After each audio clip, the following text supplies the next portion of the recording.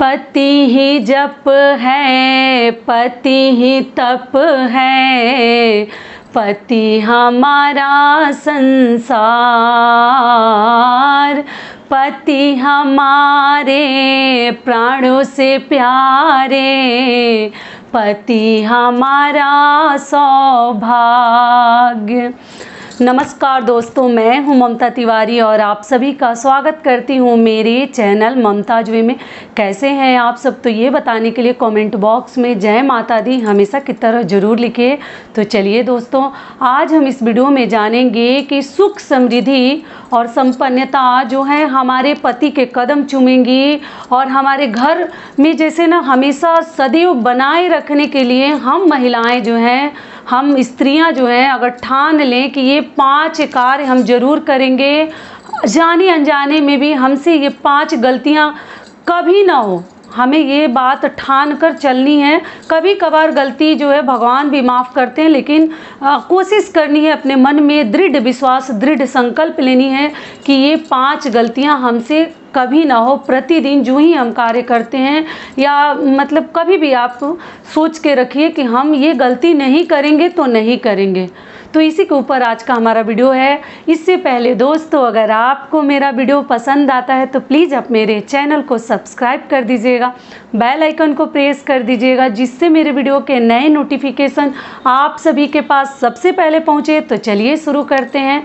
तो सबसे पहला जो नियम है, जो सुख समृद्धि और घर के लिए, पति के लिए बहुत अधिक ज़रूरी है, जो हम महिलाओं द्वारा ही ये हो सकता है अगर हम चाह दें तो सबसे पहला जो नियम है कि ध्यान रखिए कि आपसे जाने अनजाने में भी कभी किसी का अपमान ना हो।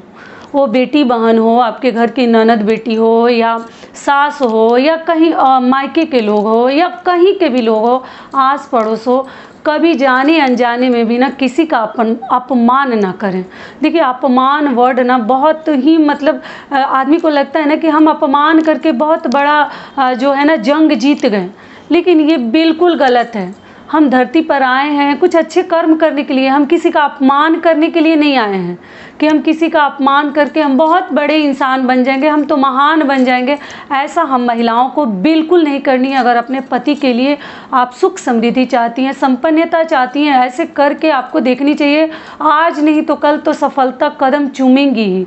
तो इसलिए आपको ध्यान रखनी चाहिए कि जाने अनजाने में भी कभी किसी का आपके हाथों अपमान ना हो। कभी किसी का अपमान मत कीजिए।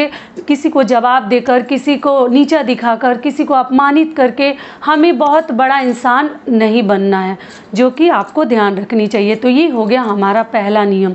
दूसरा नियम क्या है, जो कि आपको ठान लेनी है कि कभी भी जब हम स्नान करते हैं तो कई लोगों की आदत होती है ना, कपड़ा खोल के रख देते हैं, अगले दिन धोएंगे, बाद में धोएंगे, नहीं धोएंगे।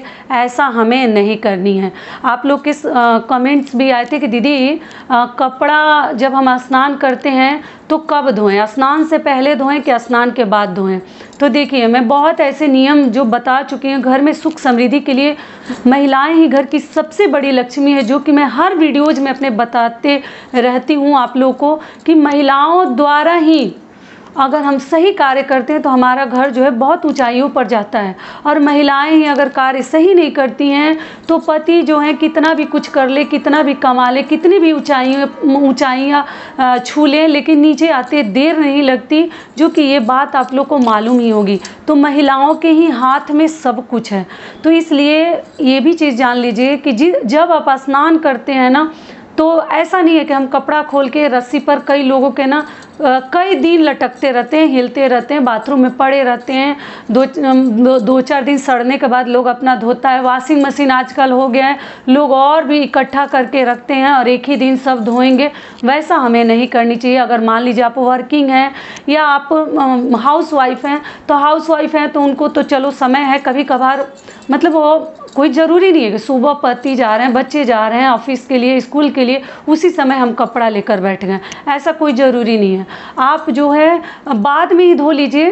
आप लोग पूछती हैं कब धोएं, तो स्नान के पहले अगर समय नहीं है तो मैं ऐसा नहीं कहूँगी कि सेम टाइम आप कपड़ा धोने बैठ जाइए और इधर लोगों का लेट हो रहा है। ये भी हमारा परम कर्तव्य है कि सबसे पहले सबको सही समय पर हमें भेजनी है, कि कोई कहीं लेट ना पहुँचे, उसकी वजह से उन्हें कहीं शर्मिंदगी महसूस ना हो, अपमानित ना होना पड़े। तो इसलिए कपड़ा वगैरह बाद में भी हम कर लेंगे, जो ज़रूरत वाले कार्य हैं वही हमें सबसे पहले करने हैं, ठीक है। तो आप जाने के बाद भी कपड़ा धो सकती हैं, लेकिन धो लीजिए ज़रूर, रखिए मत। उस दिन आपको कपड़ा पक्का धो लेनी चाहिए, थोड़ा लेट ही धोइए, जब भी समय मिलता है धो लीजिए, लेकिन धो लीजिए ज़रूर। ये ठान के रखिए कि हम जो बासी कपड़ा है वो हमारा कभी भी हम खोल कर नहीं रखेंगे। बच्चों का अगर आप रख देते हैं तो उससे कहीं कोई दिक्कत नहीं होता है, ऐसे बच्चों का भी नहीं रखना चाहिए। लेकिन अपना कपड़ा, जो घर की लक्ष्मियाँ हैं, उनका कपड़ा कभी पड़ा नहीं रहना चाहिए। तो ये हो गया हमारा दूसरा नियम। तीसरा नियम क्या है?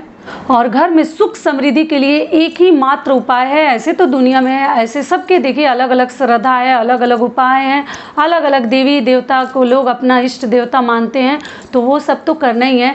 लेकिन अगर घर में सुख समृद्धि आप चाहते हैं ना, और संपन्नता, हर चीज़ भगवान आपको देंगे अगर आप ठान लेते हैं कि हम प्रतिदिन अपने घर में सुंदर कांड का पाठ करेंगे। मैं हर कमेंट्स में आपको बताती हूँ कि हर दुख का निवारण, हर परेशानी का निवारण सुंदर कांड है। जो इस कलयुग में ना बहुत सारी चिंताएं हमें घिरे रखती हैं, तो एक ही निवारण है सुंदर कांड। तो आप लोग पूछते हैं दीदी महिलाएं कर सकती हैं, पूजा कर सकती हैं, सुंदर कांड का पाठ कर सकती हैं? तो हाँ, बिल्कुल कर सकती हैं। कहीं कोई नियम नहीं है कि सुंदर कांड का पाठ महिलाएं नहीं कर सकती हैं, महावीर जी की पूजा, बजरंगबली की पूजा महिलाएं नहीं कर सकती, ऐसा कुछ नहीं है। मन से ये गलतफहमी हटा दीजिए और आप प्रतिदिन अपने घर में सुंदर कांड का पाठ कीजिए। आपको देखिएगा ना, कुछ दिन में स्वयं ही आपको चमत्कार दिखेगा और मन को ना बहुत अधिक शांति मिलती है, बहुत सुकून मिलता है। तो आप लोग बोलते हैं समय नहीं है, तो देखिए समय नहीं है तो शाम को अगर दीपक जलाने के समय भी अगर टाइम आपको थोड़ा सा भी समय मिल जाता है, शाम का चाय नाश्ता अगर कर लेते हैं, तो उसके बाद भी दीपक जलाने के बाद भी आप थोड़ा सा 2-4 पेज ही पढ़िए। मैं पढ़कर नियम विधि बता भी चुकी हूँ अपने चैनल पे, आप चाहे तो चेकआउट कर सकते हैं, बहुत ईजिली बताई हूँ। 2-4 पेज ही पढ़िए, कोई जरूरी नहीं पूरा पुस्तक हमें पूरी पढ़नी है। समय है तो ज़रूर पढ़िए, नहीं है तो आप आराम से 2-4 पेज ही पढ़िए। कैसे पढ़नी है, कहाँ छोड़नी है, मैं सब कुछ बताई हूँ। लेकिन ठान लीजिए कि हम अपने घर में सुंदर कांड का पाठ जरूर करेंगे। सुबह का समय है तो सुबह कर लीजिए, शाम को समय है तो शाम को कीजिए। आप देखिएगा आपके घर में कितना सुकून और शांति फील होगा, और हर चीज़ आपको ना चारों तरफ मतलब लगेगा खुशियाँ ही नज़र आ रही हैं। तो इस प्रकार से आपको करनी है। तो ये हो गया हमारा तीसरा नियम। चौथा नियम क्या है कि कभी भी कहीं जाते हैं ना तो कुछ खरीद कर लाते हैं, या कोई पेमेंट आपका आता है, जो कि मैं ये नियम शायद बता चुकी हूँ, कभी भी भगवान के नाम पर 2-4 10 रुपये ज़रूर निकाल कर रखिए।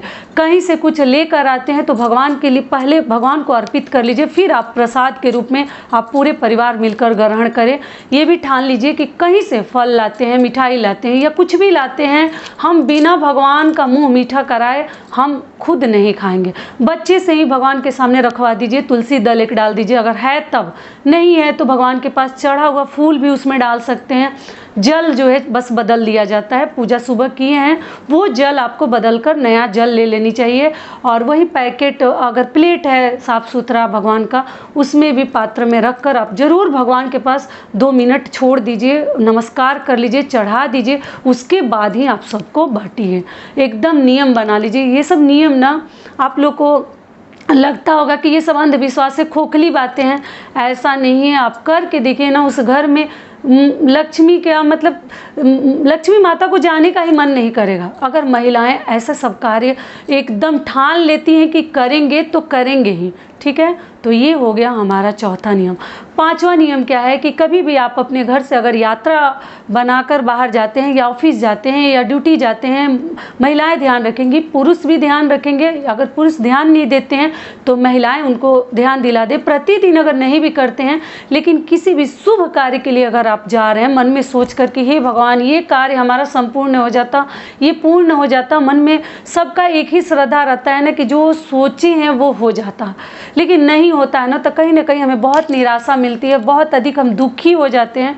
तो आपको क्या ध्यान रखनी है कि अगर जब भी आप निकल कर कहीं बाहर जाते हैं ना, तो दाहिना पैर कभी भी अपने गेट से आपको पहले अपना दाहिना पैर जो है ना बाहर निकालनी चाहिए। या अगर आप ड्रेस पहनते हैं, वस्त्र पहनते हैं, तो दाहिना हाथ ही कभी भी आपको डालनी चाहिए। ऐसा अगर प्रैक्टिस हो जाएगा ना तो आपसे गलतियां होंगी ही नहीं और आपका दाहिना हाथ ही उठेगा ही। तो कभी भी आप वस्त्र पहनिए, मतलब ड्रेस वगैरह अपना पहनिए या बाहर कहीं निकलते हैं तो दाहिना पैर ही शुभ माना जाता है। कभी भी देखते हैं ना, दुल्हन का गृह प्रवेश भी करवाते हैं तो दाहिने पैर से ही करवाते हैं। तो इसलिए आपको दाहिना पैर ही बाहर निकाल कर, मतलब पहले शुरुआत करनी चाहिए, फिर बायां रख के आप बाहर जाइए। अगर किसी भी शुभ कार्य के लिए जा रहे हैं, किसी नौकरी का इंटरव्यू के लिए जा रहे हैं, शादी विवाह देखने जा रहे हैं, किसी भी सुंदर शुभ कार्य के लिए जा रहे हैं, तो दाहिना पैर जरूर निकालिए। प्रतिदिन याद आता है तो प्रतिदिन भी कीजिए। तो ये 5 कार्य, और महिलाएं जो हैं, पुरुष अगर भूल जाते हैं, लेकिन आप कभी भी कपड़ा पहने तो दाहिना हाथ ही पक्का डालिएगा अपने घर में। जब कभी भी आप प्रतिदिन या किसी भी पूजा पाठ में के दिन भी आप ऐसा कर सकती हैं। तो यही हमारे 5 नियम थे, 5 कार्य थे जो अगर हम महिलाएं ठान लेना तो हमारे घर में परेशानी आ ही नहीं सकती। और जो परेशानी है ना वो ठीक आज नहीं तो कल, नहीं तो 10 दिन बाद या 1 महीने बाद जाएगी तो जाएगी ही। अगर हम अच्छे लक्षण से रहेंगे, सब नियम धर्म सही अपनाएंगे, सही करेंगे, किसी का अपमान नहीं करेंगे, किसी को गाली गलौज नहीं देंगे, तो भगवान हमारे साथ अन्याय कैसे कर सकते हैं? कभी नहीं करेंगे। तो इसलिए सत्य का नाव जो है ना कभी डूबता नहीं है, वो आज नहीं तो कल ऊपर आएगा ही आएगा। तो आपको घबरानी नहीं है और अपनी अच्छे अच्छे विचार और सुंदर नियम करके अपने घर को ऊंचाइयों तक ले जानी है। ठीक है, तो यहीं तक का था आज का हमारा वीडियो। आशा करती हूँ, उम्मीद करती हूँ कि इस वीडियो से आप लोग को बहुत अधिक लाभ मिलेगा। फिर मिलती हूँ एक नए वीडियो में, तब तक के लिए नमस्कार। स्वस्थ रहिए, सुरक्षित रहिए और जहाँ कहीं भी रहिए खूब खुश रहिए और मुस्कुराते रहिए। अगर मेरा वीडियो पसंद आता है तो लाइक भी कीजिए, क्योंकि आप लोग के लाइक से ना हमें बहुत अधिक शक्ति मिलती है। तो ज़रूर लाइक कीजिए।